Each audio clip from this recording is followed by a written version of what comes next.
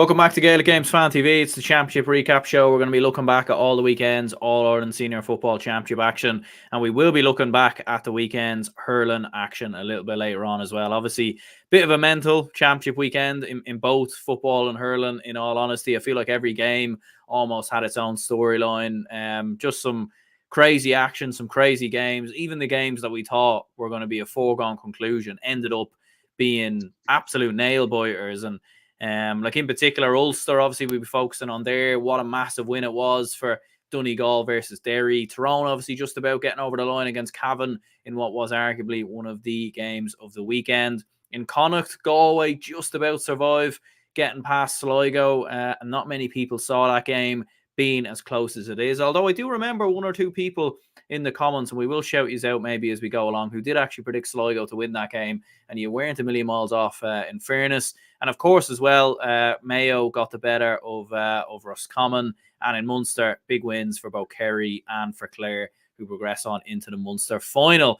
We'll touch on the hurling action a little bit later, but we'll focus on the football first of all. And Matthew, I feel like this was the weekend really where the All-Ireland Football Championship and even the hurling championship as well, to a certain extent, really burst into life because every game had its own storyline, really.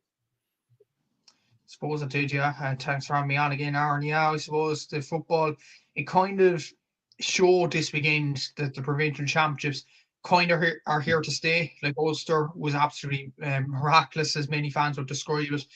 Sligo putting up the Galway. To be fair, I did say in the weeks leading up to it, I think Sligo are a good team, and I think they would have put it up the Galway. But as soon as I seen the Galway team sheet, Comer and Walsh on it, I thought, yeah, curtains. But to be fair, like Walsh only scored 1 point in the game. Comer, to be fair, came on and did well. But Galway, there's serious issues there, and I don't know what's going on there.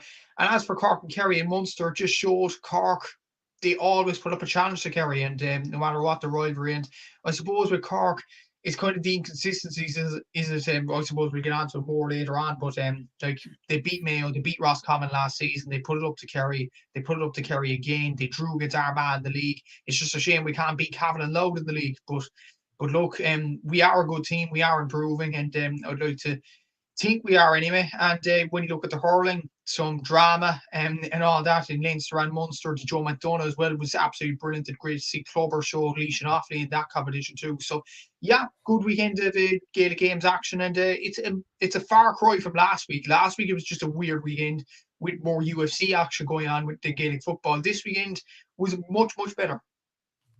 Absolutely, yeah. It was very entertaining stuff, and as we were saying, like a lot of the games that we thought we'd be maybe brushing over on today's show actually turned out to be quite entertaining. And I suppose no better place to start really in the Derry Donegal game. Derry 17 points, Donegal 4-11. Jim McGuinness, I suppose, shakes up the Ulster Championship. Derry obviously were bidding for 3 in a row. Were certainly the favourites in most people's opinion, and Donegal managed to overcome Derry. Jim McGuinness now makes it 4 wins on the bounce versus Mickey Hart in the Ulster Championship. And yeah, what a win for Donegal. And for Derry, a setback, not maybe as big as a setback as maybe what some people are saying. They're certainly not going anywhere, and it is a reality check, but I think it is one that they can learn from. But first of all, what a win for Donegal. Quite incredible. To think they lost it down in the Ulster Championship last year, and now look at them toppling the Ulster champions. It's the work with Jim McGuinness. He's a genius, Aaron. He's just, like, you can't say enough about him as a Gaelic football coach. Like, he comes up with these master plans and they always nearly work. Like the game against Dublin in 2014.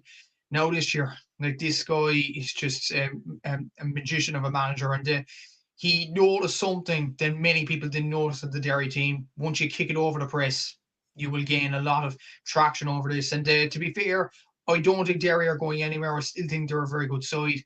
But it was a huge reality check now on Saturday. And with Owen Lynch in particular, he got a lot of, media attention now on Saturday. And why wouldn't he be? Like, to get caught once was enough. But like, especially in the second half when Mickey Hart would have gone into the change rooms, just had a word, I'd imagine, with Owen Lynch, don't push up and Donegal kick-outs again. Surely Jim McGuinness has us figured out.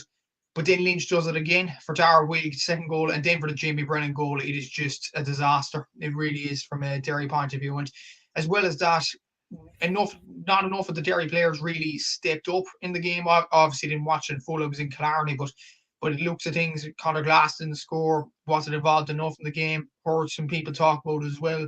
Shane McGuigan only scored 4 points, 2 for play. Not really good enough. Ethan Doherty was probably the only standover from a Derry point of view, and they just looked shell-shocked more than anything. Donegal had their number. Darragh Weed was really, really, really good. Oisín Gallen, Jamie Brennan getting that 4 goal as well. And they did it without Paddy McBrearty in the team. I know he came on later on, but to do without him was absolutely incredible from a Donegal point of view. And I heard the RT podcast earlier on today, and Roy O'Neill made a very good point about the sweeper keeper kind of role. Derry tried it and tested it all throughout the league. And to be honest, this was probably the first game in the whole entire year where these tactics went back on the face of Derry and they got their pants pulled down. Simple as. I just think it was just a disaster from a Derry point of view, the kickouts and all that.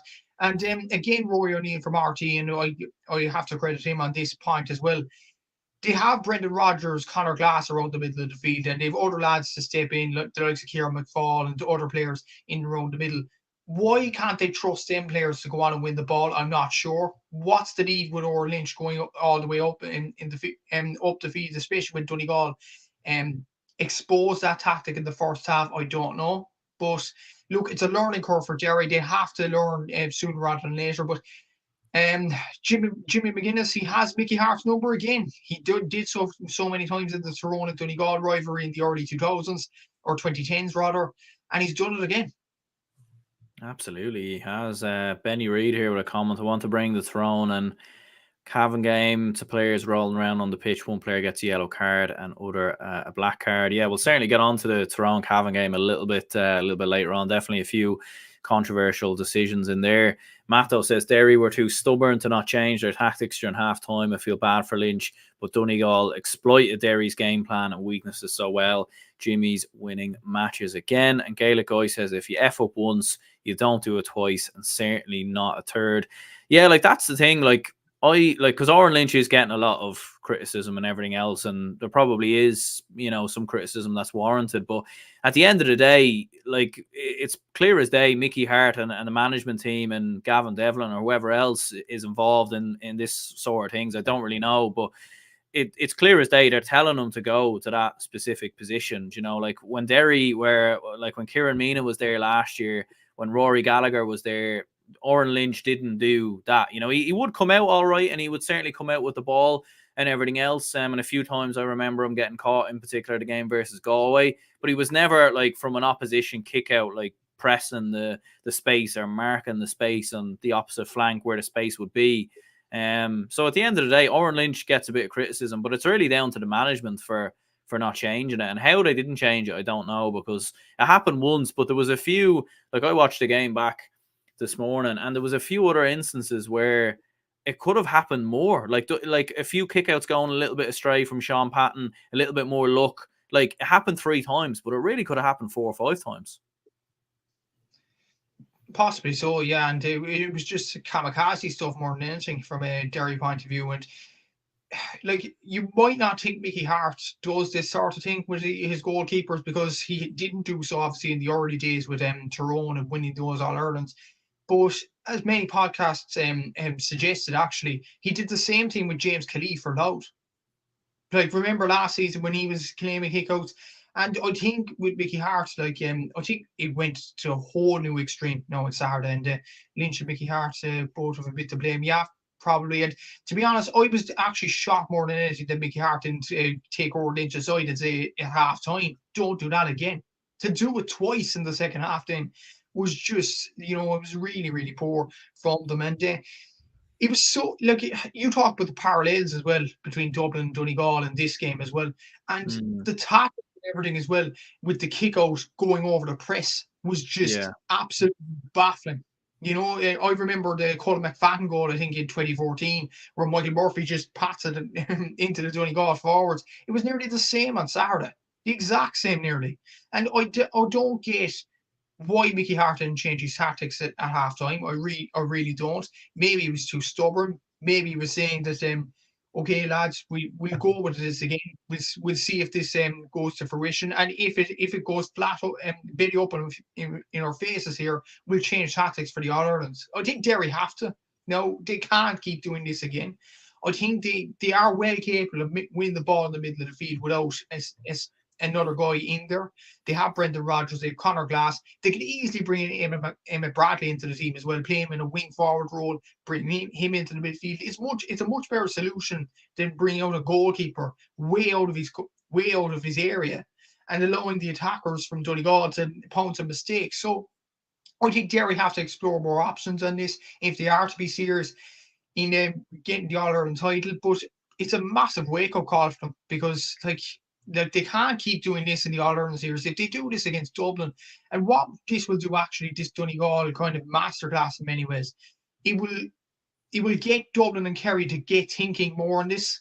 They will notice this and they will say, let's kick over the top and let's see what happens here. So yeah, it will make a lot more teams more confident in playing Derry, and Donegal have started this.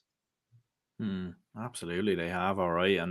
And yeah, like from a Derry perspective, like 34 shots in total, 17 converted. I mean, it was unusual for Derry in terms of their shooting, like, because usually they have been so clinical, as you said. Shane McGuigan, they probably couldn't really get him too much in the game with the way that Donegal were set up. They were obviously a lot of men sort of inside their own 45, 25 at different times, and they were very, very hard to break down. But at the same time, like, Derry shooting, there was just something off about Derry at the same time, like shots dropping in short.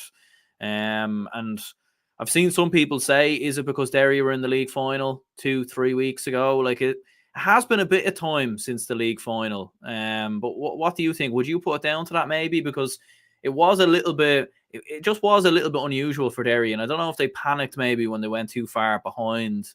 And they were just a little bit bamboozled with everything that went wrong. But what did you think about it? I don't think that's an excuse whatsoever. I know McGuigan was off form and things like that in the league final as well. But I'll put it to you this way. Donegal had a league final as well 3 weeks ago. They played against Armagh. And as well as that, Donegal were out without their key forward, Paddy McBrearty, and they took 26 shots and converted 15. So surely that's not an issue with Derry. I just think it's just excuses, to be honest with you. I just think it was a bad day at the office for them. Whereas everything that could go right for Donegal went right for them. And you have to give them praise for that. They made it happen. And yeah, there'll be a team that'll be definitely feared going on down the line. But for Derry, like, to convert 17 out of 34 is really, really poor from them. 7 wides as well. And 10 short or blocked or saved as well is really, really poor. Like, that's double digits. So like, they have to fix that, no doubt about it. And Conor Glass was a major concern as well. He was so quiet. And we praised Conor Glass throughout the season as being a brilliant player for Watty Green Glen and in the league for Derry, and rightly so. But I think this was the most quiet he's ever been since the Kerry game in the semi-final last year. I'll go as far as saying that, because he was just not on the ball. Like, I think someone said to me earlier today, I think he had only 5 possessions of the football. He wasn't involved as much.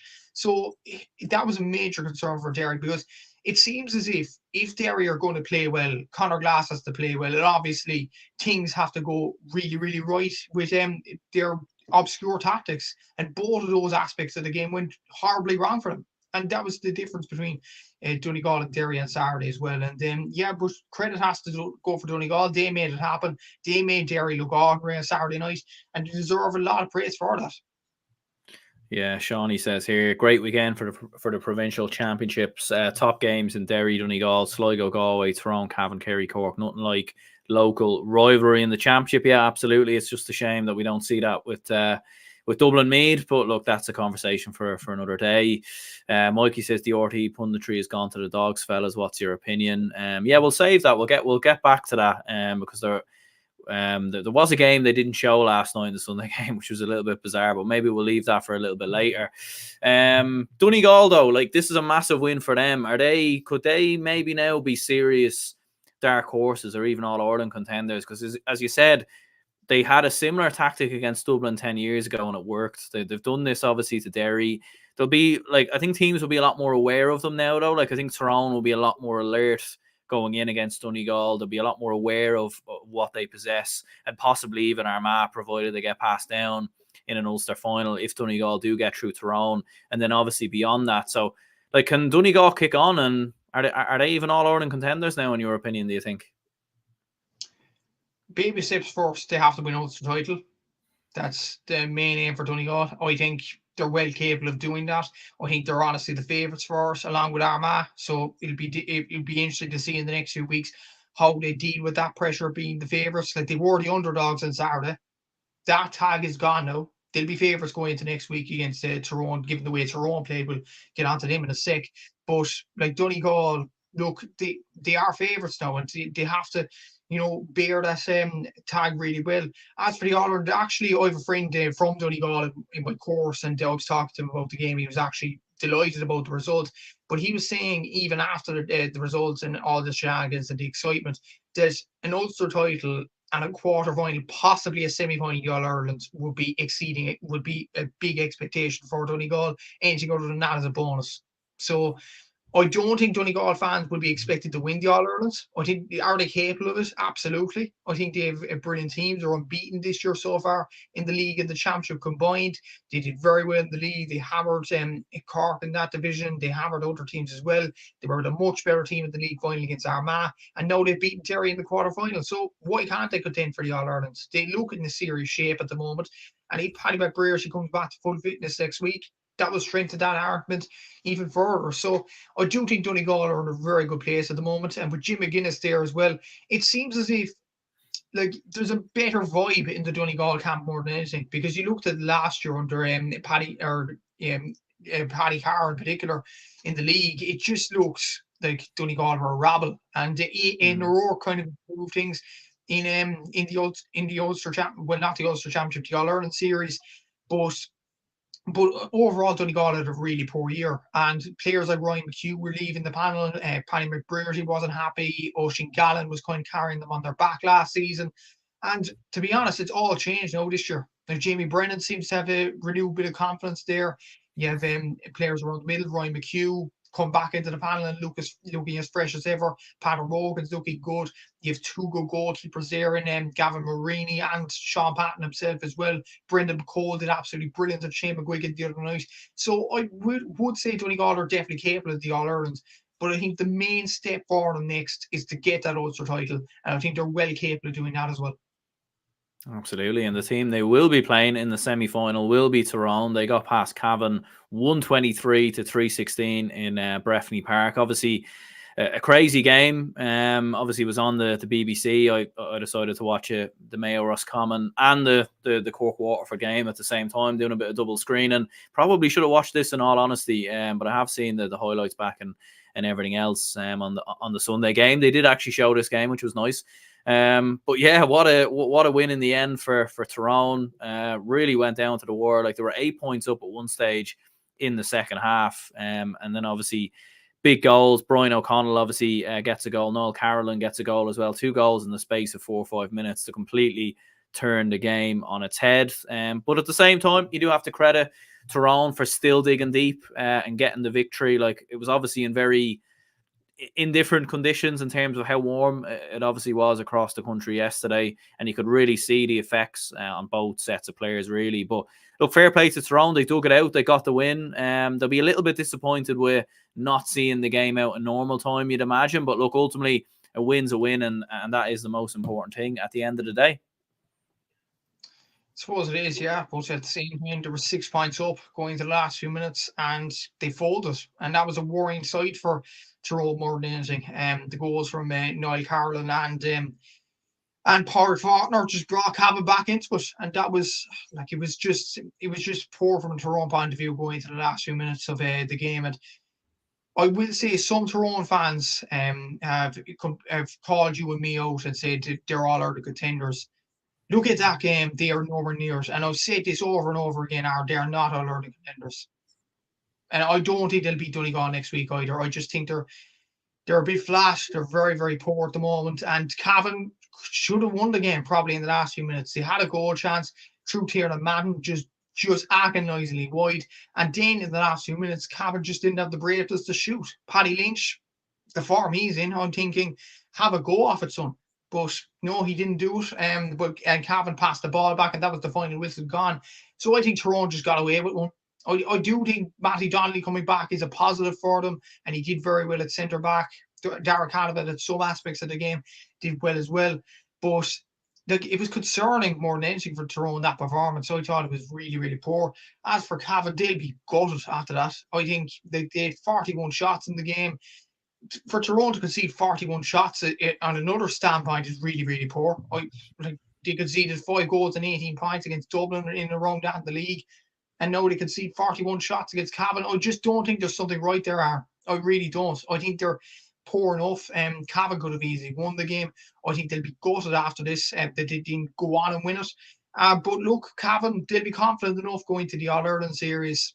They have a few cracks off of a few teams in the All-Ireland series itself. But Tyrone, I think they're underdogs going into next week. But then again, we've seen out Tyrone teams in the past. They could turn around the performance and produce an excellent one in the next week when no one expects it. But we'll have to see next week how they perform against Donegal. But to be honest, Aaron, even look at the game, I just wasn't impressed with them. And I think Cavan, they got away with one really, Tyrone, in this game. Yeah, James says here Coldrick was the reason Tyrone folded. A black and the yellow, man's an absolute clown. What you make of that? Obviously, the black card was it was for Padraig Hampsey, wasn't it? So what did you make of that? If Tyrone are going to blame us on the referee to being 6 points up, I mean, I'm sorry, but you're playing. If you're playing in Donegal, Armagh, or Derry, or somebody like Dan Ulster, they're up the top of the Ulster pedestal, that's acceptable. You're playing against Cavan and you're 6 points up, and you're complaining about the black and yellow cards. Look, it might have been a harsh decision for Paddy Hampsey, but the moment you complain about refereeing decisions and things like that, it's just a sign of weakness, in all honesty. I think Tyrone have to blame themselves over this. They were 6 points up. You cannot concede that kind of a lead with around 10 minutes on the clock to go. Simple as. Like in Cavan, they would have been tired in the heat. Cavan looked tired in extra time. There was a few loose passes even in extra time for Tyrone to get the winning score in the end. There was the goalkeeper running out of steam, and Cavan conceding the free. But Tyrone still allowed them back into the game. So I'd be concerned more about the Tyrone performances than the refereeing decisions. Yes, I do think it was a harsh black card for Paddy Hampsey compared to other decisions given in other games. But I think if you go down that route, like, there's something seriously wrong. I think you have to blame yourselves first and foremost. 6 points up in a game, you should be closing it out, especially in an Ulster Championship game, especially when you have so-called tight-knit defences. I just think it was poor from Tyrone in the last few minutes. And I'd be concerned about the performances more than David Coulter dishing out black and yellow cards. Yeah, no, absolutely. Look, and it was a very poor decision, in fairness, and it definitely was a decision I think that a lot of Tyrone fans should feel aggrieved by. In my opinion, I do agree with that. But at the same time, a 10-minute period, obviously, when you're missing a key player, look, it can do damage. There's absolutely no doubt about that. But we've saw sides in the past, go down to 13, 14 men and not completely fall apart. So, I think it definitely did play a factor. But at the same time, you would expect Tyrone to still be able to manage the game a lot better when they are playing a Division 2 side, with all due respect. But look, fair play to Cavan at the same time, though, for showing that amount of fight and battle to get themselves back into it. And obviously they beat Monaghan a couple of weeks ago. They very nearly won this game. Like, obviously that goal chance at the end of extra time that nearly went in. You were kind of hoping, well, I suppose as a neutral, for a bit more excitement, you were kind of hoping for them to get a final point at the end of the game when they had that possession, large bit of possession, but just didn't move the ball fast enough. And you could understand that, obviously, in those weather conditions. But all in all, like, fair play to Cavan for giving it a real good go. And going into that All-Ireland series, like, getting to a preliminary round or a quarter-final, it's not out of realms for Cavan, I don't think. I don't think it is, no. And especially with any team in the All-Irelands, as proven at the weekend, he's beatable. Like, you looked at Cork's performance against Kerry, you looked at Sligo's performance against Galway. I think Cavan would fancy their chance against any team in the country, except for maybe like Donegal and the form they're in, Derry, possibly Kerry if David Clifford's in top form, and obviously Dublin. Everyone else, I think Cavan would fancy their chances. Like if they were to play Monaghan, Roscommon, Tyrone, and Armagh, I would say Cavan would definitely put it up to them. And they had their overall shots were 41. So like it does prove that Cavan are up there with they are contending for the top honours. They only lost to Donegal by a point in the league, let's not forget. So they are a very good side. And they proved yesterday, even without Paddy Lynch firing on all cylinders, great fight shown by Cavan. Yeah, I do think so, Gavin. I think they're a very good team. And the fact that Paddy Lynch wasn't firing and they still had players stepping up to the mark. Cian Madden was superb with 1-1. And Noel Carlin was very good as well. Tiernan Madden off the bench really impressed me. So, yeah, I think Cavan are on the right steps at the moment. I think they could test anyone in the All-Ireland series as well, especially in Breffni Park. Now, that's going to be a tough place to go for any team. So I do think Cavan are on the right road to recovery, and I do think they're on the right step to maybe even cause a shock in the All-Ireland series. Absolutely, yeah. And I suppose moving across to the west, Sligo 14 points, Galway 113. I suppose this was a game, in the build-up and everything else, I think a lot of people were thinking it was going to be straightforward. It was going to be a comfortable win for Galway. It was going to be 5 or 6, 7 or 8. Some people even saying 10 plus. But look, fair play to Sligo. They gave a real good battle of this. Noel Murphy was very good. Alan McLaughlin, very good, obviously, as well. Patrick O'Connor, very impressive from a Sligo perspective. But Galway dug deep and quite incredible. Like that goal at the end from Robert Finnerty, the only time they ever led in the game. And like, talk about getting out of jail.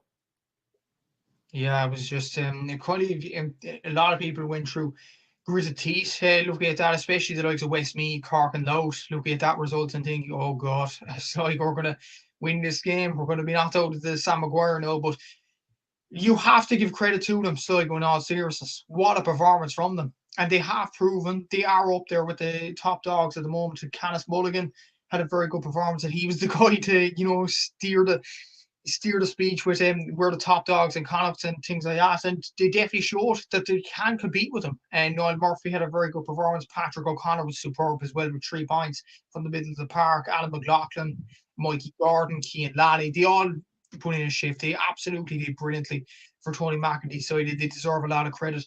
For them to lose in that fashion, that last minute goal for Robert Finnerty was just so cruel. Even look at the clip from John Gillespie from the Galway PRO on X. It was just a cruel way to lose it. It really was. And you only feel sorry for them, Sligo, and you could see the reaction from the Sligo players dropping on their knees and everything. It was heartbreaking for them more than anything. You have to feel sorry for them. As for Galway, that was thin ice sort of stuff. Like Galway, like Shane Walsh on the field, 1 point. Wasn't really good enough. Robert Finnerty, to be fair to him, 1-5, 1-4 from play. I'm not sure about the celebration against Sligo winning in the last minute. I'm really not. What I will say, look, it's great confidence for Robert Finnerty, but yeah, it's poor enough against the Division 3 team, let's be honest. Jamie Comer did well after coming on, and he had to drag them kicking and screaming, and got and he was involved in that winning goal as well. So like it was a tough one for Galway. It was a tough performance, but Sligo will be absolutely heartbroken over this. But what I will say from a Sligo point of view as well, they will take the positives. They will say we compete with Galway. It will give them confidence to say we could go on and win the Tailteann Cup after this. We have the confidence to go on and win it with the under-20 success. The under-20s beating Mayo in the week previous as well. Coming so close to Galway, leading against them up until additional time in the game. They deserve a lot of credit for this game. And Sligo will be confident going into the Tailteann Cup, but at the same time will be absolutely crestfallen after the way that ended on Saturday. Gavin says here, have nothing to do with Sligo, but my heart broke when I heard the goal on Ocean FM. And James says here, Cork, Kerry and Sligo Galway not on TV. Disgrace. Yeah, look, the Sligo Galway game not being on TV was disappointing, but I suppose there are obviously there was so much on this weekend. Maybe they looked at it and thought Galway are going to beat Sligo quite convincingly, and that's why they're not going to show it. But Yeah, like I was keeping an eye on the score with the What's the Score app, and yeah, when you saw the goal notification come up, you kind of couldn't believe it, and in all honesty, because it felt like it was there for Sligo. And look, would they have gone on and won the Connacht title against Mayo? Probably not. But look, it would have been some story for Sligo to get over the line against Galway. Pádraig Joyce said a full time that Sligo were the better team. It's not really looking good for Galway, really, is it? They were very sluggish throughout the league. They've done enough to stay up. Like fair enough, they comfortably beat London, but I think we all expected that. And this was very sluggish, really. And when you're looking at it, like Galway, they don't really seem to be kicking on. And you know, like fair enough, they got over the line, they got the win. That's the most important thing. But it just, especially with Walsh and Comer back, like it doesn't. And look, fair enough, Walsh came back only a point. Probably a lot of rustiness involved, obviously coming back from a bit of a layoff. Same, obviously, for Damien Comer as well. But all in all, Galway have some amount of improving to do. Like you think of where they were this time last year, they were one of the leading contenders to win the All Ireland, whereas now they look miles off. It's concerning more than anything. Like even with Walsh and Comer on the field, they still struggle to go on and win the game. And like other than Robert Finnerty and Damien Comer, they were really, really poor now on Saturday. And it was just hard to comprehend from a Galway's fans' point of view. And it was almost like in the All-Ireland final against Kerry 2 years ago, it was almost like they reached the ceiling and they don't know how to get back up there. It's just concerning more than anything. And ever since the Armagh game, ever since Shane Walsh missed that free in the last minute and Carrick and Shannon, it's all gone downhill really for Galway, other than the winning against Tyrone. But to be honest, like, Tyrone are poor themselves. So I don't know, can Galway see that as a very good win for themselves? But they got beaten quite convincingly against Kerry. Against Dublin, they didn't really lay a glove on them. Other games they drew against Roscommon. Okay, the performance against Monaghan was encouraging, but Monaghan had a few weeks are ravaged by injuries. That's a concern for them as well. So yeah, I think there's a lot to be concerned about for this Galway team. Even Walsh's performance, they were kind of uncharacteristic more than anything in the All-Ireland series last year, and other than the Kilmacud exploits, obviously, and for obviously for Galway early on in the year, like that performance against Sligo just wasn't good enough for Walsh's standards. And I know Kieran Malloy came back into the team and got a point for himself as well, but look, it's such a hard one to know for Galway, because they have some brilliant players: Paul Conroy, Kieran Malloy, Shane Walsh, Damien Comer, Robert Finnerty, Matthew Tierney. I'm not sure what's the story there. Is he coming back into it? If he is near full fitness, Galway need to get him back and quickly. So yeah, but at the same time, when you're going to a Connacht final against Mayo, of course, Staunton mentioned this last night, that Connacht finals, they take a life of its own. Maybe Galway could get a bit of form going into this game, but as of right now, Mayo look like clear favourites to win that Connacht title. And yeah, it was just a poor showing from Galway overall. Yeah, Mikey says, I think it might be a blessing in the skies for Sligo. They would have probably finished fourth in their group, whereas now they're one of the favourites for Tailteann. Yeah, you could look at it that way, most definitely. I think at the same time, though, if Sligo had gotten over the line against Galway, having already beaten Westmeath a couple of weeks ago as well, like who's to say Sligo maybe don't sneak out of the one of the groups that they would have been in, and what an achievement that would have been. But yeah, look, you would look at Sligo now as probably the favourites to win the Tailteann Cup, depending on obviously the final round of fixtures and how things end up. Other game in Connacht, Roscommon 13 points, Mayo 115. It wasn't really the best game in all honesty. And yeah, I don't know if you saw the Sunday game last night. It was a little bit bizarre. They showed a little kind of montage highlights, but they didn't actually show the game, which was a bit mad. Very disappointing more than anything, because I actually watched Cork and Waterford. I didn't actually watch Roscommon and Mayo, so just strange more than anything. It was like they almost left it out or something, because they were advertising throughout the show that they were going to show the game, and then it just skipped to the interviews. It was a little bit bizarre. What I will say as well, like I think their analysis were very poor on some of the games, like especially Cork and Kerry was very, very brief as well. Galway Sligo, I don't think they showed enough either, which was a concern. Like Sligo almost pulled off the shock of the weekend, and that doesn't get shown on even a good camera, which was a concern more than anything. So yeah, it was almost like the Sunday game kind of said the Ulster Championships the main event this week. We'll put on Tyrone and Cavan. We'll put on Donegal and Derry, and yeah, we'll just leave the rest. And we'll just put them on sporadically and let the public, digest it whatever way they can. And to be honest, Aaron, it's just not good enough. And I will say this: the Saturday game, especially with Cork and Kerry on, Sligo, Galway on, and a few other games, Derry, Donegal on, a Saturday game should have been on Saturday evening. Like, yeah, what's the point in what's the point in advertising it last year and not putting it on this year? Like, it's almost like you tried out a new toy, like a teddy bear or something like that, and as soon as it rips a small bit, you're like, nah, I don't need it anymore.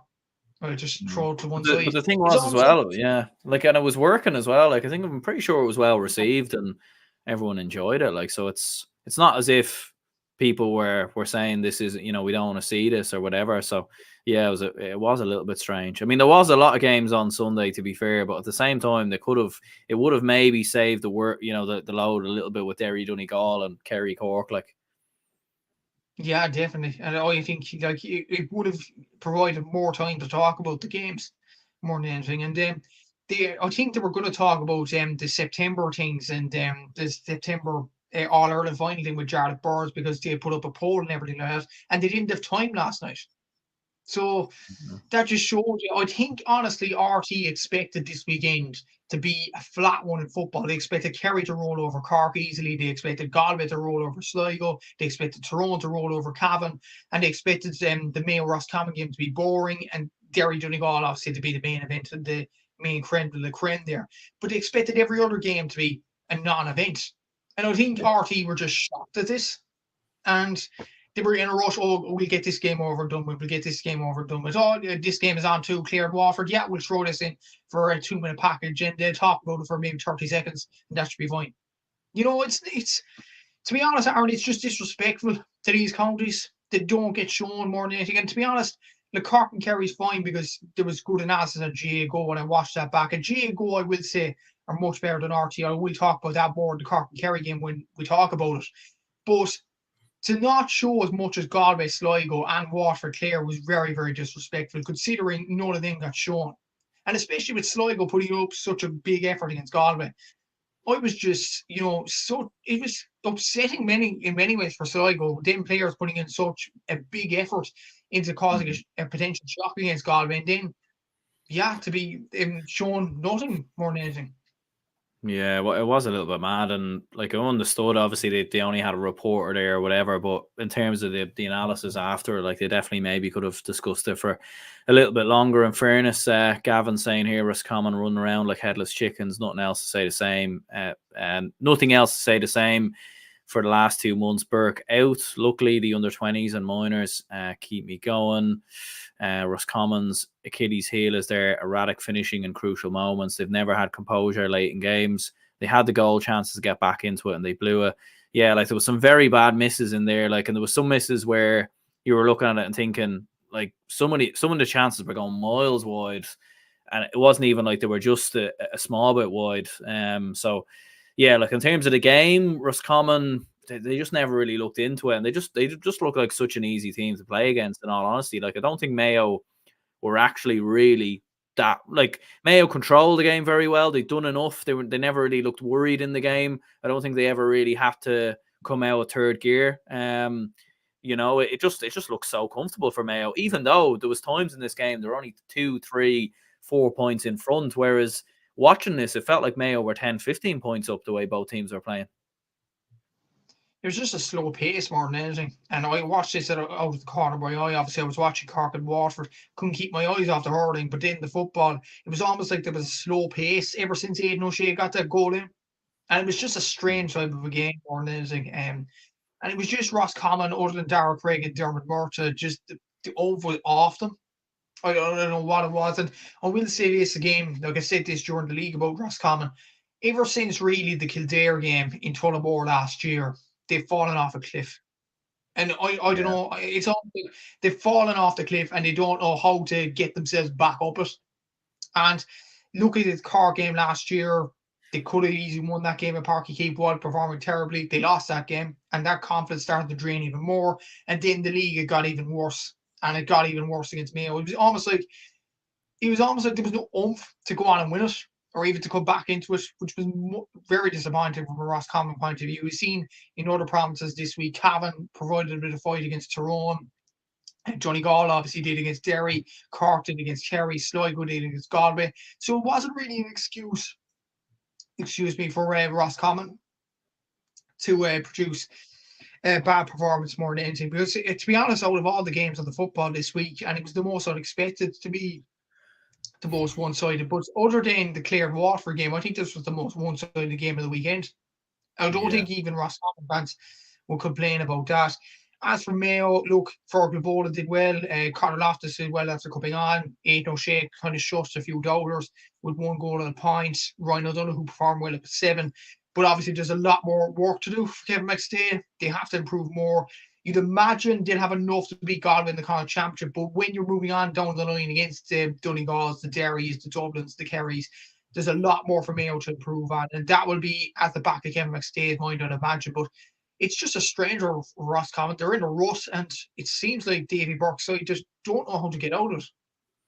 Yeah, I think you've hit the nail on the head there, to be honest with you. Like, it's almost like he's come in. There was a huge bounce, manager bounce and everything else, and things went really, really well. They got some really brilliant results. Obviously, did very well in Division 1 last year, beat Mayo in the championship. Got a draw against Dublin and Croke Park, probably should have won that game.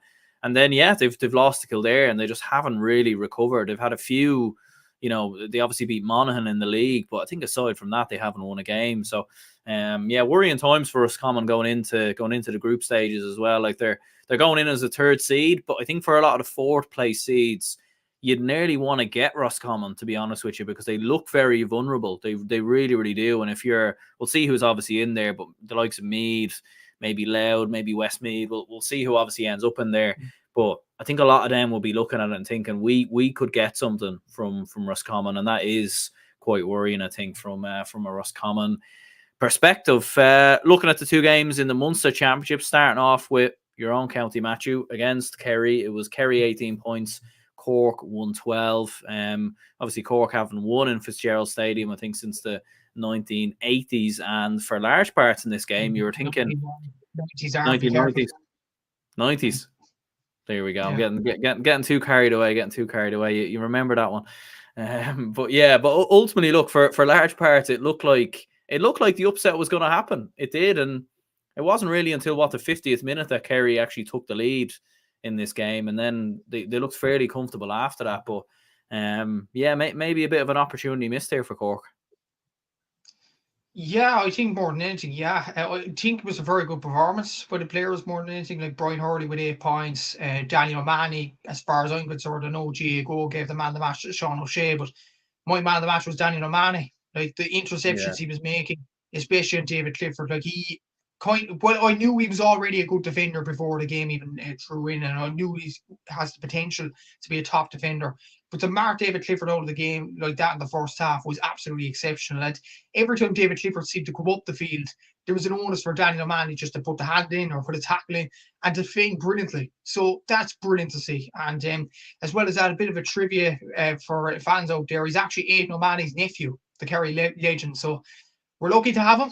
He's an excellent player for Knocknagree in the Cork-Kerry border. So, he played excellent on Saturday, as did many of the Matty Taylor, Tommy Walsh, Luke Fahey. They did brilliant. Paul Walsh gets that goal early on, and you're thinking, we needed that to rise up the crowd more than anything. And to be honest, what surprised me, like you look at the Dublin and Meath game last week, like the attendance was very low, and I was worried going out to Killarney that this would be kind of a non-event and it would be low attendance. But a lot of Cork fans actually showed up. A lot of Kerry fans got behind their team as well, which was a good sight to see. And the weather was out, which I think a lot of people noticed that over the weekend. It was just sunny. It was probably the one time this year that I actually wore one layer, just the Cork jersey on. So it was just great weather and great summer weather. But to be honest, in the first half, Cork had about 3 or 4 goals. Chris Oak hit one over the bar. Conor Corbett in the first minute hit one over the bar, could have easily hit the net as well. Obviously, Paul Walsh gets that goal as well. And Cork were going for Kerry's throat, and it seemed to be proving dividends. I think where Cork kind of made the mistake was at the end of the first half, start of the second half, they decided to push back. And they decided to put Sean Potter into the defending D, and that was kind of inviting pressure for Kerry. And yeah, Kerry just got point after point after that. But Kerry deserved a lot of credit, to be fair. They came back into the game while performing poorly themselves, and they'll take a lot out of this game. And I think the most disappointing aspect for both sets of fans, more than anything, that this wasn't a Munster final. I think a lot of people went out of the ground thinking this was the Munster final as far as they were concerned. That was a big test for Kerry. Cork players were coming off the pitch. They were very disappointed. Obviously proud of their efforts and all that, but John Cleary, I'm sure, would have wanted a win out of this game. But they did themselves proud, to be fair, Cork, and they proved, like, even after the Mayo and Roscommon game, the wins there last year, that they do belong up to the top level. It's just a shame they can't produce it in like a more consistent basis more than anything. So yeah, it was a good performance from Cork.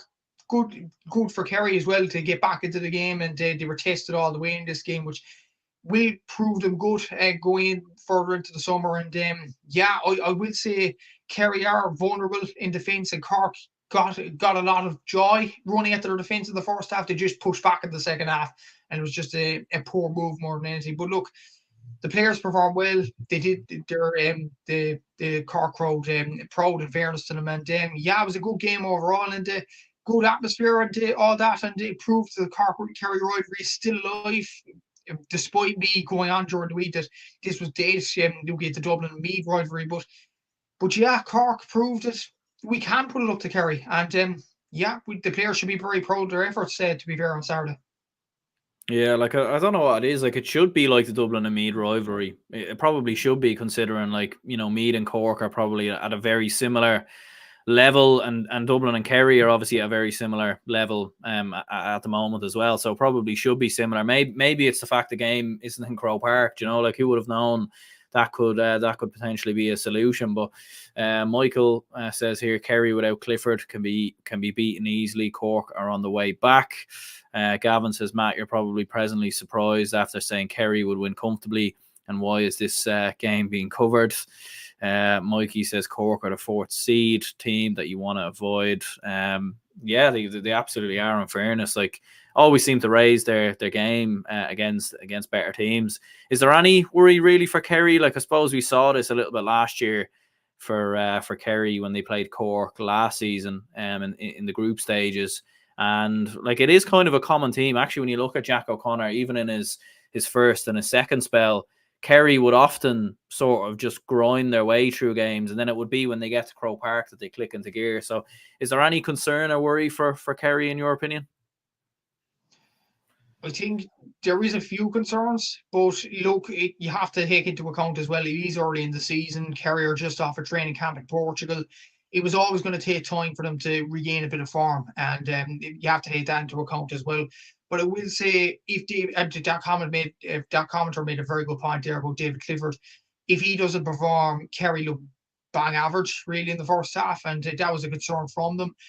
Sean O'Shea performed well, to be fair to him. Killian Burke wasn't really involved in the game. Darren Moynihan got involved in some spells. Their midfield was really outplayed at times by Cork, which was a concern for them. And Joe O'Connor looked so good in the league. He was a bit quiet now on Saturday, which was a concern for them.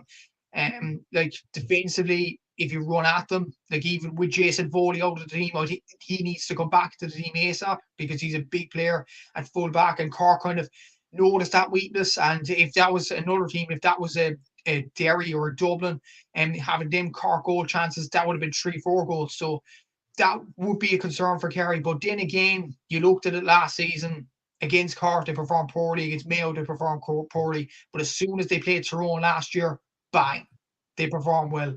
And that is always the danger with Kerry. They can always produce a good performance. They're always the aristocrats of Gaelic football. They can always produce a good performance.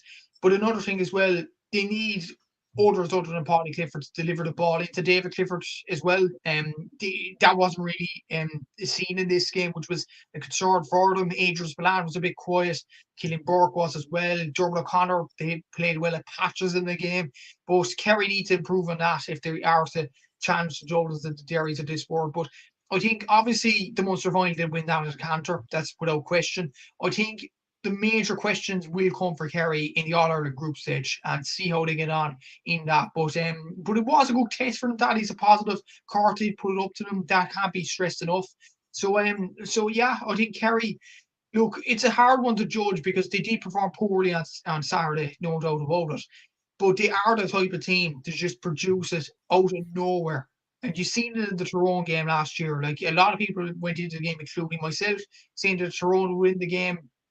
But Kerry just produced it out of nowhere to go on and win it at a canter, more or less. So yeah, they can produce it out of anything, and fans need to be aware of that too. They absolutely do, and yeah, like you wouldn't go writing Kerry off. In fairness, like there definitely are vulnerabilities there. There definitely are things they need to work on, but it's certainly no stage to be pressing the panic button. Clare will be the side that are playing Kerry in the Munster final. They finished 220 to 1-9 versus Waterford. I think everybody really could see this coming. Emmett McMahon with 1-3. Mark McInerney with 1-2, Aaron Griffin with 5 points for Waterford. Tom O'Connell scored 1-1, so he was on the goal, on the goals, chasing the goals once again. But yeah, look, very comfortable for Clare and probably one we all expected, really. Yeah, it was a good win for Clare. Emmett McMahon, obviously, as you mentioned, Aaron Griffin, top scorer for play in Division 3, carried that form into this game with 5 points from play. That's 219 in across the league and the championship from play. So very impressive from him, to be fair to him. Waterford tried their best, but obviously it was in vain more than anything. And a good result for Clare, to be fair to them. But the championship structures, Aaron, and I think this game exemplified it more than anything. And a lot of people went out of Clarity thinking Kerry was the Munster final, and it was the Munster final as far as they're concerned. No disrespect to Clare, they have done well, obviously, in Division 3. They got up, they were third in that division. They have managed to turn around the players well, to be fair to them, but when you put it in black and white, they only had to beat Waterford, 32nd best team in the country, to get into the Sam Maguire Cup, whereas Down badly need to win next week to survive the Sam Maguire Cup against Armagh, who are promoted to Division 1. I don't think it's fair. And I have praised Clare over the last few seasons. They have done well with the resources that they have, in fairness to them. But it's just unfair, really, isn't it, Aaron, that Clare, they only have to beat Waterford to get into the Sam Maguire Cup, whereas Down have to play Armagh to get in there and have to win next week. It's poor more than anything, and I just think it's unfair as well. And yeah, it's something that the GA need to look at, and anybody organising the Sam Maguire Cup needs to look at. I honestly think, and this year exemplifies more than anything as well, the provincial winners should only be in the Sam Maguire Cup, and the provincial finalists, if they win the final, fine. But if they're only in the final and they're Division 3, Division 4, they shouldn't be in the All-Ireland series. That's just my honest view on it. It just has unnecessary implications for the likes of Westmeath next week, for Louth and Cork as well. Like, Cork are still in the midst of the Tailteann Cup. People might not know it, but they are. And that's only if Offaly beat Dublin, but still they are in the conversation, which shouldn't happen, really. And it's just, it's a poor structure more than anything, Aaron, and they have to do something to fix this in the next few years. And more than anything, I do feel sorry for the likes of Down, who have to beat Armagh next week, and Clare just go into the All-Ireland and having beaten, to be honest, the worst ranked team in the Alliance League. Is just, I don't know, it's just poor more than anything. Absolutely, yeah, and most definitely. Like, I would agree. Like, I think, especially when Clare, the only team they have to beat to get to a provincial final, is obviously one of the lowest ranked teams in the country. Like, it does make a bit of a mockery of the scenario. And obviously, we were bigging up Sligo, but last season, like, they had to be New York and London before getting to a iconic final. So yeah, I think it's something they will have to look at, because there does seem to be a few scenarios where it does seem a little bit unfair on the likes of Down and Westmeath, who got promoted ahead of Clare in Division 3. We'll move on to the weekend's hurling action. There's certainly a lot of talking points and big games and everything else that happened here. And I suppose we'll start with the game in Ennis. Clare 118, Limerick 3-15. Huge win for Limerick. They were obviously 9 points down going into the final quarter. They then outscored Clare 3-6 to 3 points, which was absolutely incredible. Aaron Glan obviously scoring 2-5, getting two very decisive goals. Arguably square ball on both of them, which could very well be debated. And of course, Donegal Darling getting a big goal in and amongst it as well. So quite incredible. Like, what a turnaround from Limerick. They looked down and out for about 50 or 60 minutes. This genuinely looked like one of the worst Limerick performances I think I've seen in the John Coyley era. And then with a flick of a switch, they just start playing and they just completely blew Clare away. Like, it was incredible to watch, really. Incredible more than anything. They had 50% shot accuracy and things like that. They were a few points down and then a few goals changed the game. Like, I think Clare were 116 to 13 points up when Derby Burns stepped up for that free. And it looked as if like he was going short and things like that. And out of nowhere, it ended up in the net. The net Russell's, and you're just like, what on earth is going on here? And then Donegal Dáil, they get a point. Then Donegal Dáil turns the Clare defender. And to be honest, like, it was a good effort for Donegal Dáil in fairness, and another goal to add to his collection. Obviously, good score in the league. But Eibhear Quilligan has to do better there for the second goal. And then the third goal was, I actually, even before the Sunday game analysis for Donegal last night, I couldn't believe the amount of space that Garrett Hagefleet was afforded for Limerick in that situation, and he hit the post, and obviously Aaron Gallagher puts it in. Do I think it's a square ball? Look, it's a tight one, isn't it? Aaron Gallagher's on the edge. It's a tight one, it really is. I do think, though, like, the first goal, I think it went straight in.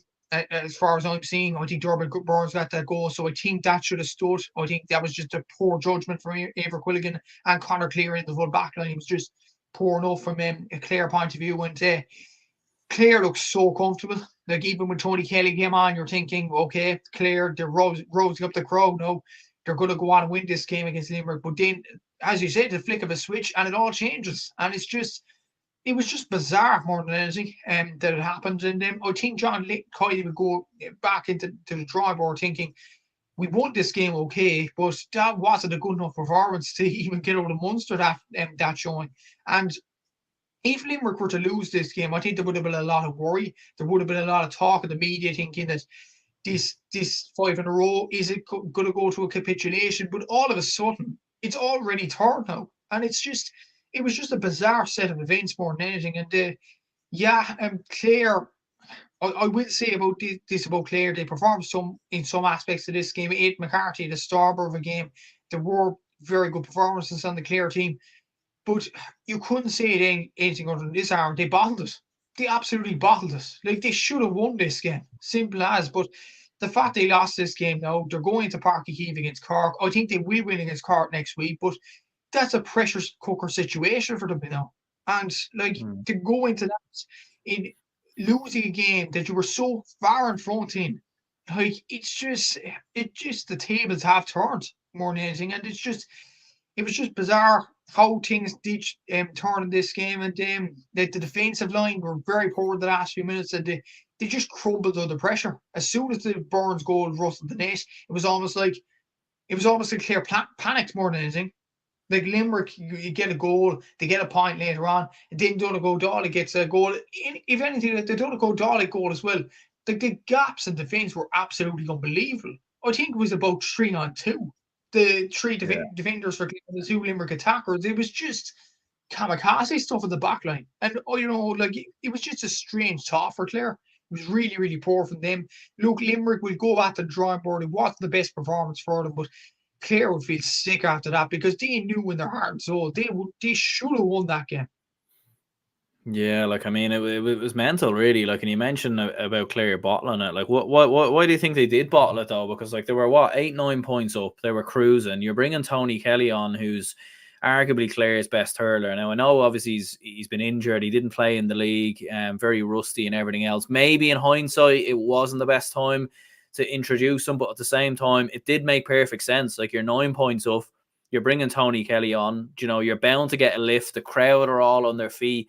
And like, was it just that goal, do you think, from, like, it looked like Lan got a flick on it, but you're obviously saying Jeremy Burns, like, it went the whole way in, but like, was it just that goal that completely let Clare's heads go or something? Because they were in so much cruise control. Like, it was kind of bizarre to see them just completely fold. Like, the only other time, it kind of reminded me a little bit of when they played Kilkenny in that semi-final 2 years ago in the first half, where like everything just completely imploded and like the game was gone. You know, they got absolutely hammered. This was a little bit different because they were in front in their own stadium.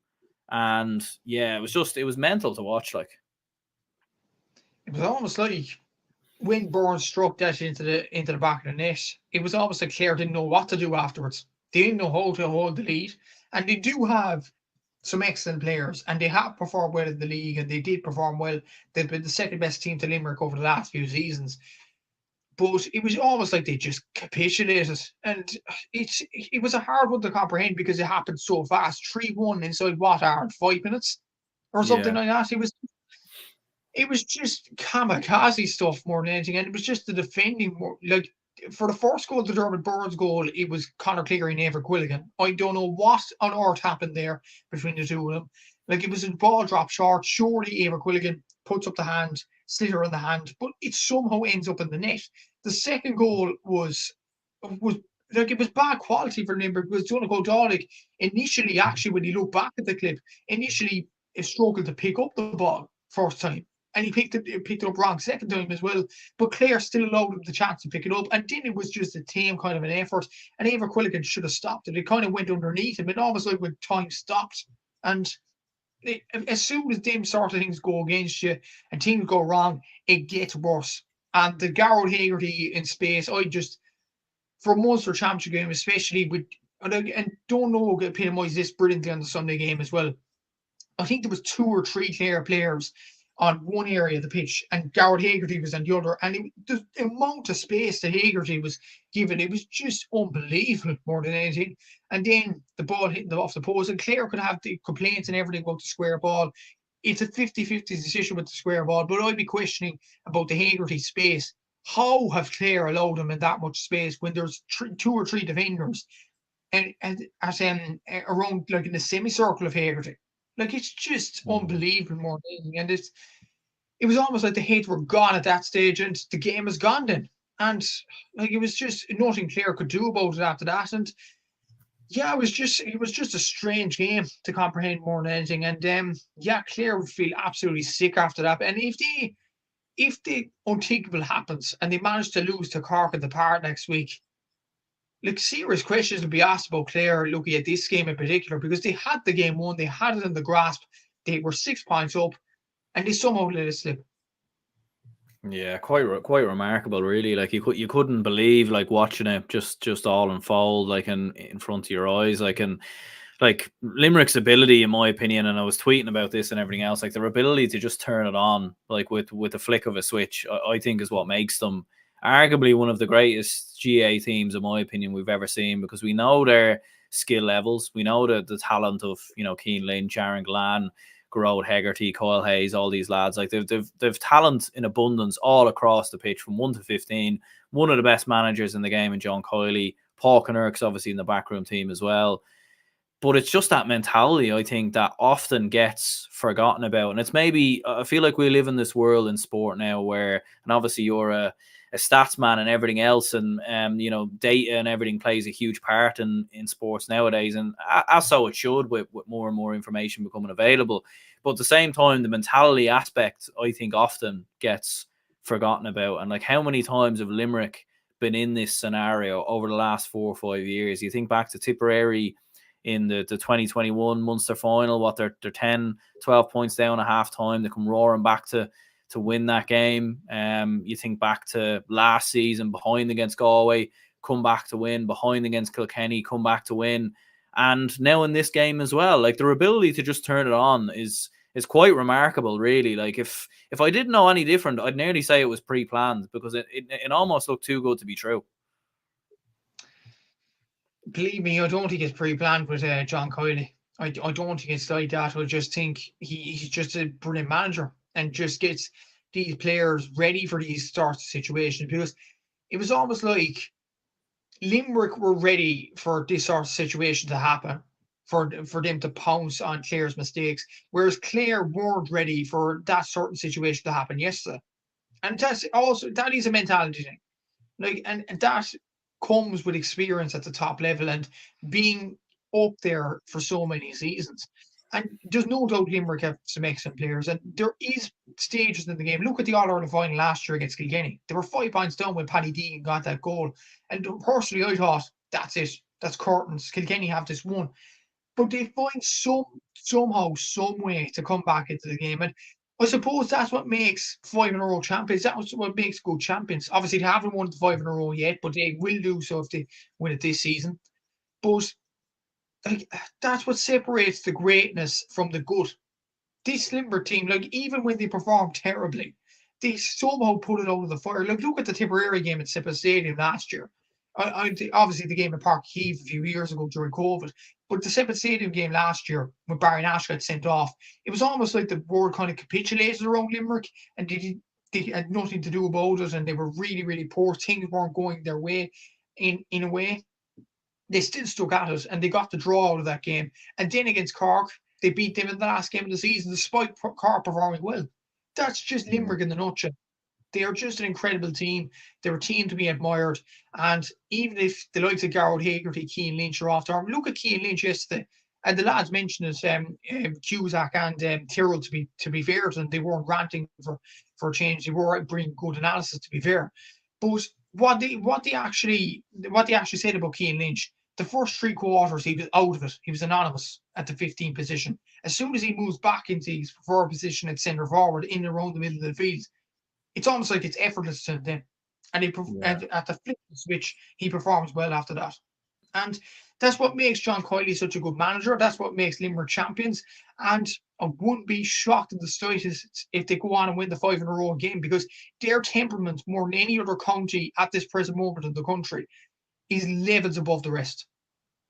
Yeah, no, it absolutely is. And I suppose for Clare, like, you do wonder how they will respond to this. We've seen teams in the past suffer big defeats and not being able to recover. Like Waterford kind of springs to mind, obviously two years ago when they got off to a rocky start following on from winning the league and everything else. So you do wonder how Clare will respond, obviously, following the defeat.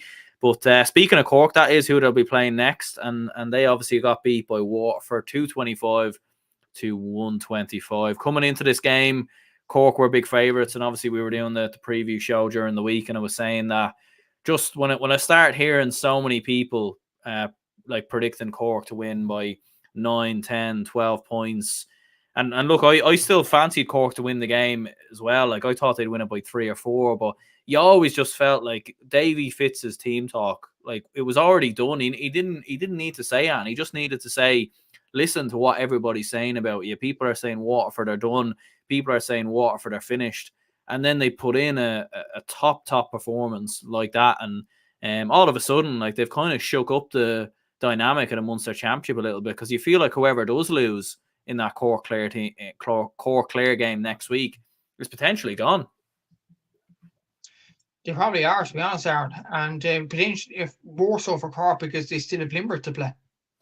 So, like, it's just, it was poor from a Cork point of view, but it's important to mention Waterford were absolutely brilliant, and they shut up the doubters, in fairness. And what I said on the pod, I wasn't as confident as many Cork supporters. I said we were going along well in the league, and I said that, but I also said we have to be wary of Waterford as well. They still have quality players. The question was the temperament. And what they did yesterday was superb. The temperament and everything like that. From the first whistle, Jamie Barr gets that ball, cracks into the net. And what Davy Fitz did as well, which was so smart of him, and they should have done this last season, let the ball at the Desi Hutchinson. Do not play him around the middle of the field, because he's just not good at that. Put him in the corner, and he will provide excellent play for Waterford. And it proved that way. He got 10 points yesterday. You have the likes of Jack Prendergast was catching every ball out of the sky. Kevin Manley performed well. Jamie Barron, as I mentioned, Toy de Borca, crucial to have him back into the team. But I wasn't expecting him to come back into there. Connor Prunty there as well performed excellent. The whole Waterford team put in a lot of work into this game. And you could see the reaction from Davy Fitz at the end of it. And it was almost like a sense of relief went out of them to go on and win it. And it was just incredible scenes from a Waterford point of view. And well done to them for going on and winning it. 45 shots overall in the game as well. It proved their dominance more than anything over this Cork team. So fair play to Waterford for going on and winning it. 60% shot accuracy was as well, which was really, really good.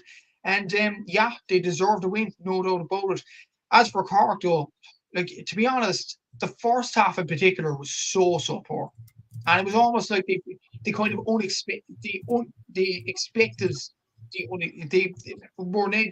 they kind of expected Waterford to fold like they did in the league, and that's a dangerous game.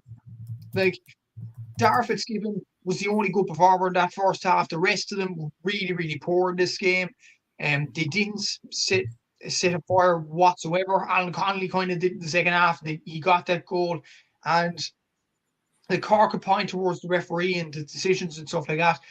And out of the two decisions, look, the Dean McCann red card, I think it was a red card. I'll be honest with you, and I am a Cork fan. It's a second yellow. You can't go swinging around like that. It's dangerous. I just think it was a second yellow. As for the Kieran Joyce black card, I make no mistake about it. Cork should be accountable for their faults and everything like that, and Waterford deserved to win. There's no complaints about it. I don't think it was a black card, though, Aaron. I think Jack Prendergast let go of the ball. I don't think it's a ghost for opportunity because Jack Prendergast letting go of the ball. Having said that, though, how could you make it so easy for Jack Prendergast to catch the ball straight from a Waterford puck out? Cork have to ask that question. So, like, there was a lot of things wrong with Cork. There was a lack of fight more than anything, especially in the first half. Like, the second half, actually, their shot accuracy was 89%. They performed well in the second half, to be fair to them, other than that penalty decision and things like that, and the Damien Callahan red card, to be fair to Cork, and they performed well at spades. In the first half, though, they just looked unprepared for the challenge, and they expected Waterford, as I said, hold. And that is just dangerous going into a Munster Championship game.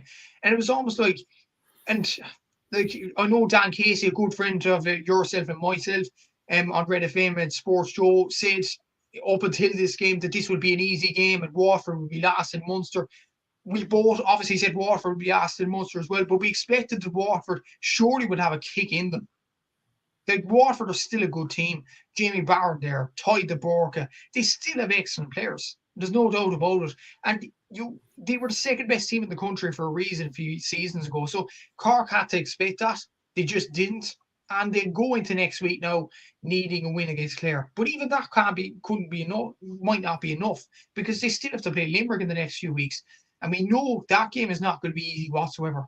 So Cork are in a sticky predicament now, and yeah, they only have themselves to blame really for that first half showing. It was a non-show more than anything from a Cork point of view. But from a Waterford point of view, excellent showing. They shut up the doubters. They play Tipperary in 2 weeks now with a lot of confidence behind them.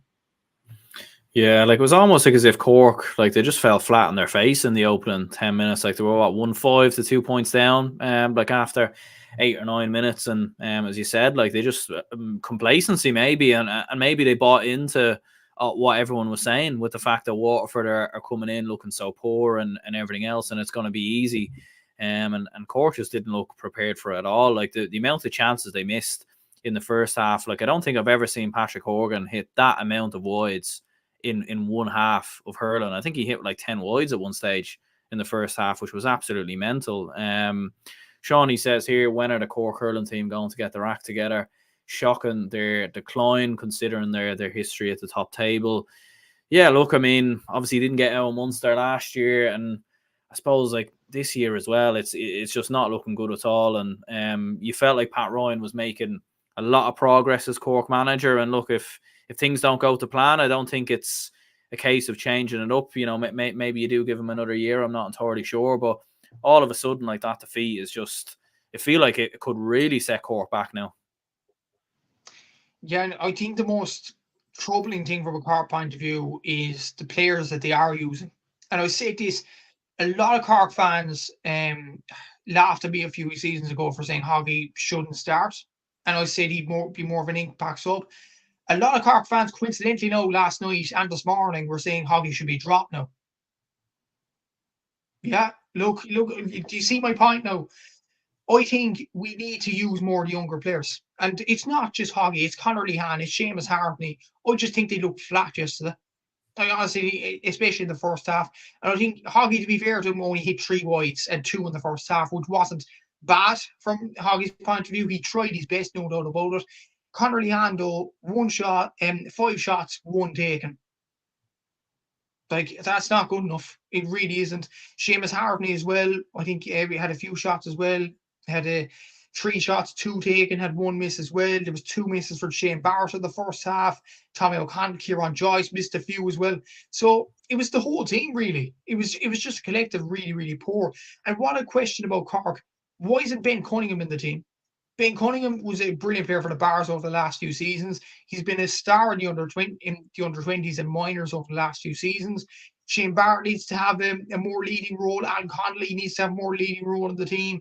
Robbie O'Flynn needs to start. Brian Hayes needs to come into the team more as well.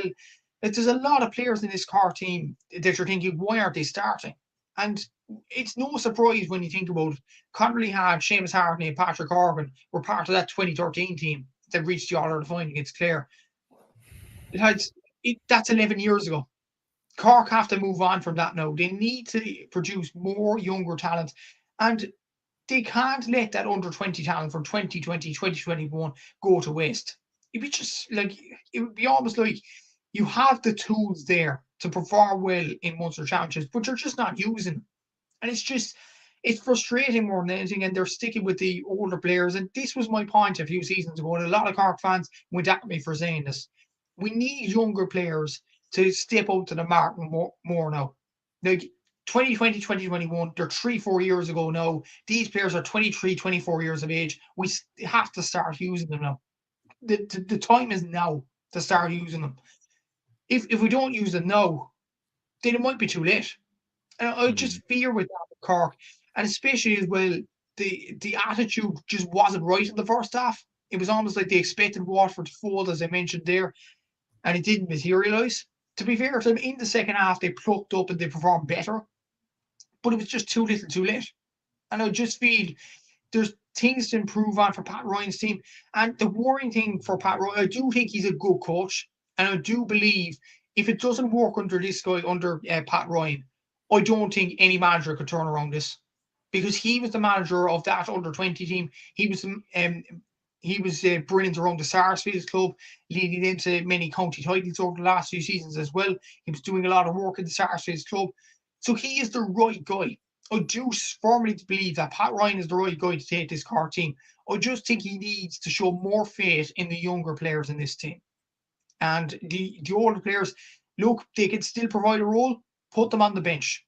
And then they can provide a role later on in the game. Look at what Limerick are doing with Graham Mulcahy, for example.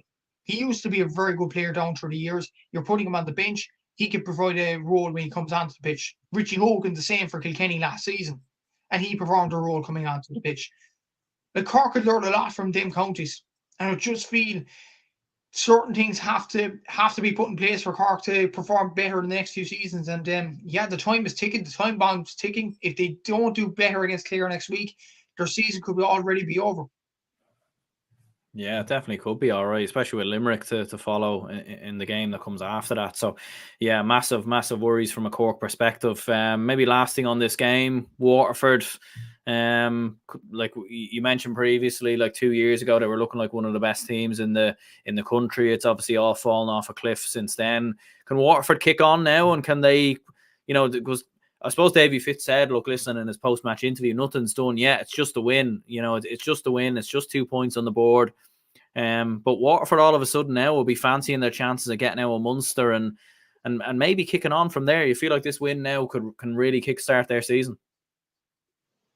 Possibly so. I think the game against Tipperary will be vital now for them. Number one, the game's at home, as far as I know anyway. Correct me if the comments if I'm wrong there. And number two, Clare and Limerick seem to be the 2 best teams in the country. So realistically, you're not going to get much out of them. So I think if Waterford beat Tipperary, I think they're into the All-Ireland stage. And anything can happen from them. Like the main thing for Waterford was to get out of Munster over the last 2 seasons. We know the talent that is there. We know that Davy Fitz is a good coach. It's just about providing it on the pitch. And what actually impressed me about Waterford more than anything, and I watched this closely yesterday, the third quarter. And Davy Fitz talked about this in the league constantly and how they lost games and things like that. It was the effing third quarter. Waterford didn't allow Cork to build the lead in that. They didn't allow Cork to get in front, which was a pleasing aspect for them. Even when things were starting to go wrong a small bit, I think Cork scored 3 points in a row off the bat, and things could have easily flipped for that Waterford team, seeing what happened over the last few weeks in the league in particular. But I think they stood up to the challenge really, really well. And they can take that in the next few weeks now, and they can take the positives into the next few weeks. Like they play Tipperary in 2 weeks' time, they'll have a rest next week, and all of a sudden things will grow in the garden for them. I do think the Tipperary game in the next 2 weeks' time is a crucial one for them. Again, it's at home in Walsh Park. The home crowd will be rousing up behind them. And again, they aren't Limerick or Clare. They're beatable, Tipperary. So if Waterford produce the same level of performance as they did yesterday and more, I do think Waterford have potential to get out of this Munster Championship. But once you get out of Munster, the sky's the limit, really. It absolutely is, yeah. Looking at the Leinster Championship, Wexford 121, Dublin 218. 2 dramatic late goals there for Dublin. Keane O'Sullivan and Danny Sutcliffe both getting the 2 goals right at the death there for Dublin. On a day where Wexford were very much in control, it was looking very much like it was going to be a Wexford win. Lee Chin scoring 112, Rory O'Connor with 4 points. But Dublin kept themselves within touch and distance. Donald Burke with 7 points in total. And then the 2 late goals right at the death to salvage a draw. Look, in the end, it's a strange one, really. I still feel like Dublin probably actually needed to win this game because Wexford probably are more likely to get something from Kilkenny or Galway than Dublin are. But in the end, considering where Dublin were at, 5 points down in injury time, to come away with the draw is good for Dublin. And considering Wexford were big favourites in Wexford Park, good bit of resilience shown here for Dublin after what was a difficult league. To be fair, and looking at the last few minutes, like Danny Sutcliffe and Keane O'Sullivan getting the late goals, like that was a big draw for Dublin considering the context behind it. But even going in before throwing, you would have said the draw actually would have suited Wexford more. But it's almost like Wexford are kicking themselves. And even look at Know the Score. It's a very good website for looking at head-to-head games in Gaelic Games. Check it out if you haven't already. It's a new, very good website, actually. I checked the records between Wexford and Dublin since the round robins were introduced in 2018, and Wexford have only won 1 out of 5 games. That's a worrying stat for Wexford. It is, to be fair. Dublin won 2, and there's been 2 draws in this. So, like, Wexford more than anything would be concerned, number one, that they let the lead slip in such dramatic circumstances, and number 2, that the record against Dublin is so poor. And obviously, Wexford had the potential. No offence to Dublin now, but I think Wexford have the more potential under Keith Rossiter to push on further ahead of the likes of Kilkenny and Galway into Leinster Championships and into the All-Ireland series as well. They nearly beat Clare 2 seasons ago as well, which shouldn't be forgotten. So I do think Wexford under Keith Rossiter seem to be making a slight turn into good season. But that result might set them back a few pegs now yesterday. So that was a difficult one to take for them. But I'd still expect Wexford to get out of the group, especially in 3rd place. Like, they're more capable of getting a result against Galway and Kilkenny. And added on to that, they're more capable of hammering Carlow and Antrim than Dublin are. So it's a tough one to comprehend, like, who would be happy more with the draw. But Dublin could still turn it around, but they'd have to hammer the likes of Antrim and Carlow to have any chance of getting out of the group now. Yeah, the big one is the next 2 games. Like, Dublin are playing Carlow and Antrim in their next 2 games, and Wexford will play Galway in one of those 2 games. I think Wexford are playing Antrim next week. So, yeah, look, it's absolutely huge for Dublin to win those games and put up big scores. I think that has been the worry. Like, Antrim have come quite close in recent years to actually beating us. They've Dublin only beat Antrim by a point in the league, as an example. So, that would be the concern. And I know Jackie Tyrrell was saying that, Wexford go to Kilkenny on the final day.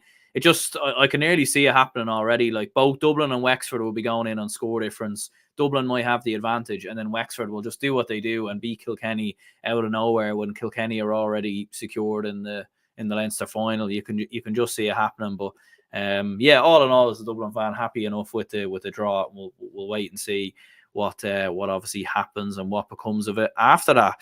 Other two games in Leinster: Kilkenny 5-30, Antrim 13 points, 32-point win there for Kilkenny. Galway Carlow was a little bit closer. It was Galway 225, Carlow 214.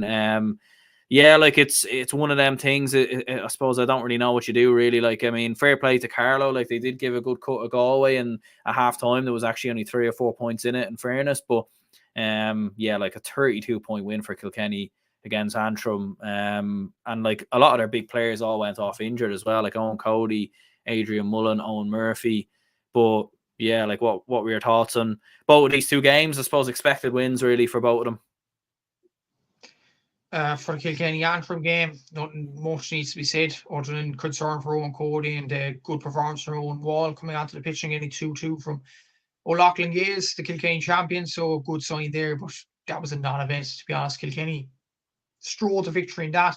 Galway Carlow, actually, when you look at the context of the game, on 51 minutes, Carlow were 4 points down.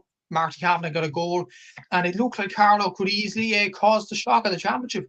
Look at that result, but then Conor Cooney gets a goal down the other end. That's that. But to be fair, Carlow did themselves proud in Pearse Stadium yesterday. They only lost by 11 points. They were in the game in some facets of it. John Nolan had a good performance. Chris Nolan did as well. Martin Kavanagh struck a few points over the bar as well. So, but then again, Galway had Evan Nyland and Conor Whelan both on the bench. They actually came onto the pitch. So like Galway, they have a lot to improve on despite players coming back into the team for Kilkenny next week. But for Carlow, that will give them confidence going into the games against Antrim and Dublin, especially in the next few weeks, that they can produce in the Leinster Championship. And they produced a very good performance, to be fair to them, against Galway. But yeah, the shock wasn't to be in Pearse Stadium. But as for the game in Nolan Park, nothing much needs to be said, really.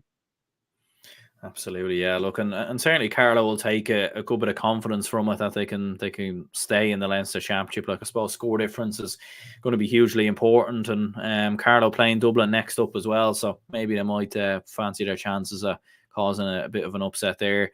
Looking at the games in the Joe McDonagh, the big one here was Laois beating Offaly 221 to 24 points.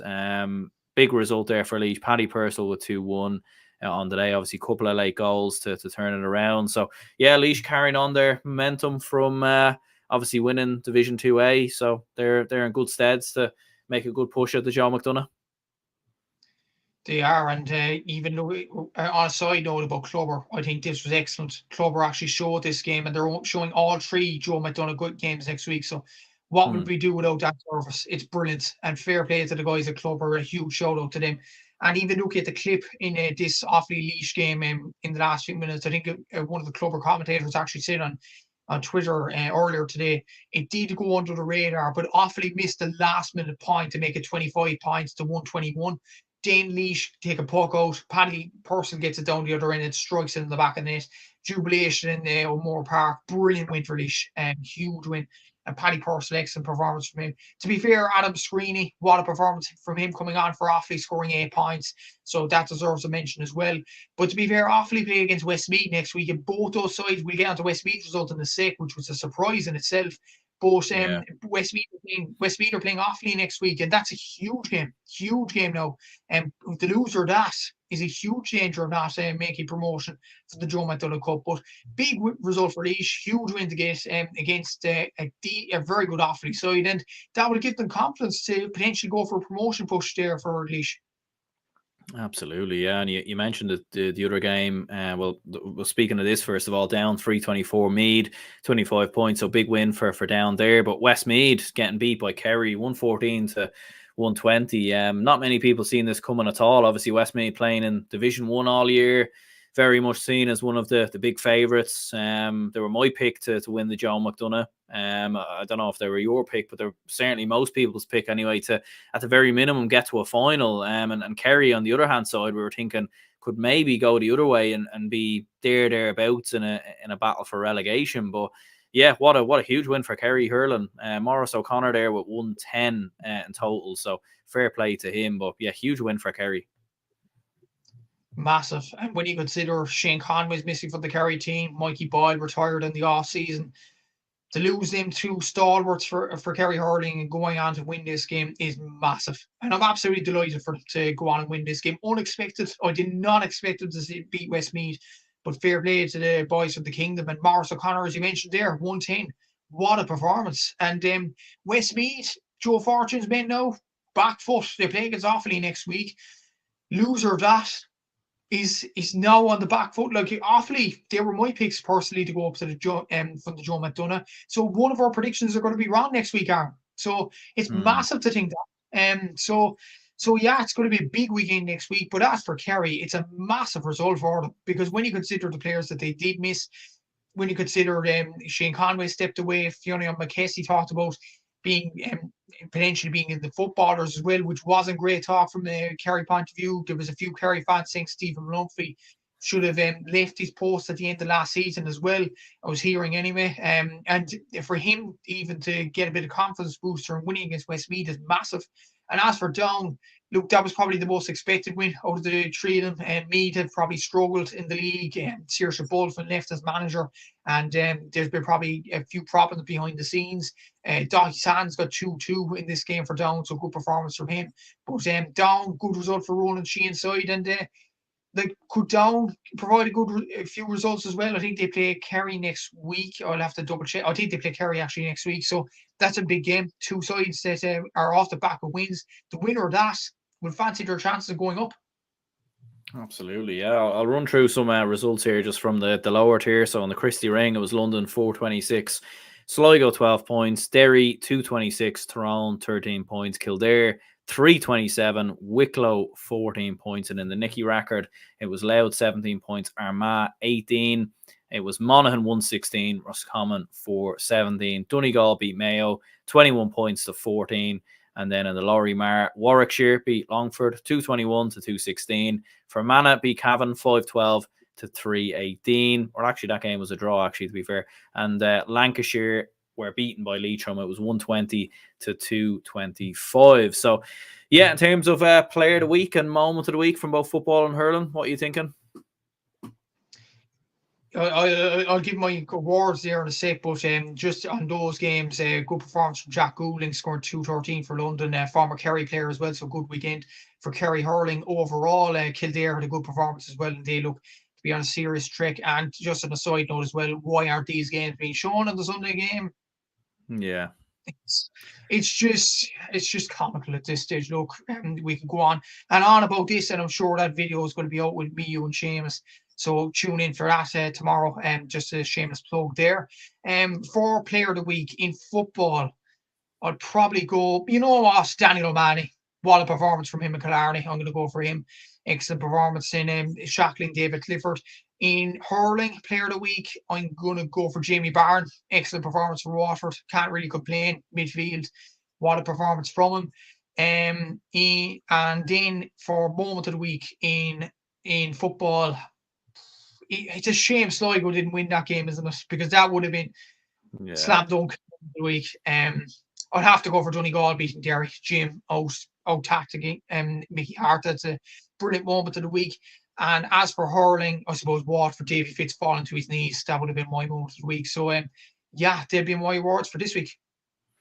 Yeah, I think for player of the week in football, I go Roy McHugh. He was obviously outstanding for Donegal. And coincidentally, like we were mentioning that game in 2014, he was man of the match against Dublin in that game as well. And it was outstanding in this game. So kind of incredible to think. But yeah, so we'll go with him as player of the week in hurling. I probably agree. I probably would go Jamie Barron as well. It's a hard one really, because like you look at it, like for Limerick were so poor for so long, so it's very, very hard to actually give it to a Limerick player. Like Keane Lynch was outstanding for the final 15-20 minutes, but you know, like for the 50 minutes he wasn't really. Like, and Aidan McCarthy was outstanding. McClare obviously still ended up getting beat. So yeah, probably would go with Jamie Barron as well. And then moments of the week, probably would go with Davy Fitz. Obviously the celebration and everything else. You saw how much it meant to them, in fairness. And yeah, just seeing the Donegal Derry game sort of just be so similar to the game 10 years ago, like in terms of scores, in terms of stats and everything. It was quite bizarre to see it, but there we go. So yeah, we'll go ahead and wrap this up here. Anyone who's tuned in, hit the like button and subscribe. If you could check out the Gaelic Statsman podcast, that would be great as well. And yeah, we'll catch you all soon.